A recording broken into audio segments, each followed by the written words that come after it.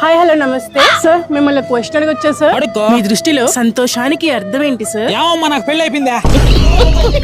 నేను నా జీవితంలో ఎప్పుడు ఫస్ట్ స్కూల్లో కూడా ఫస్ట్ క్లాస్ నుంచి 9th క్లాస్ వరకు స్కూల్ ఫస్ట్ వచ్చేవాడు. 10th క్లాస్ లో అయితే జిల్లాకే ఫస్ట్ వచ్చాను. ఇంటర్ లో ఒక కాలేజ్ లో జాయిన్ అయ్యా. అప్పుడే ఒక ఫ్రెండ్ పరిచయం అయ్యాడు. మళ్ళీ మాట్లాడదు కానీ ముందు రాయి. అంతే గుడిపిచ్చేశాడు.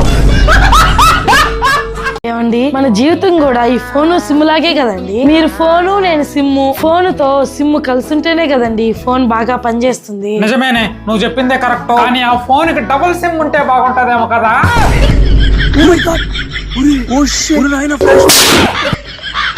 డబుల్ సిమ్ వేస్తే ఫోన్ ఇంకా బాగా పనిచేస్తుందని.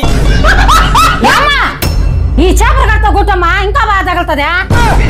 నాయనా, వీళ్ళిద్దరు కలిసి నన్ను కొడుతున్నారే. నా పెళ్ళి 30 సంవత్సరాలు అయిందిరా, నేనెవరో చెప్పేదే.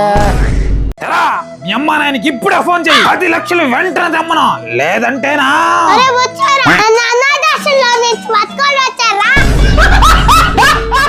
మన ఫ్రెండ్షిప్ ఎప్పటికీ ఇలాగే ఉండాలరా. అందరిలో అమ్మాయిల కోసం గొడవపడే రోజు ఎప్పటికీ రానివ్వకండ్రా. అరే దీని కానీ తొక్కే ఉంటే దేం మనతో కూడా ఇంటికి వస్తుందిరా. అదేం ఆడదేం అయితే అదయ్యం నాది. హలో, ఆ వేసుకున్నారా సూది? ఇప్పుడే నర్సు చేసి వెళ్ళిందే. నొప్పిగా లేదా? లేదు లేదు, నొప్పే లేదు. పరాయి అది సూది పొడిచినా కూడా నొప్పి ఉండదు. ఇంట్లో ఆడితే మాట్లాడితే నొప్పి వచ్చేస్తది.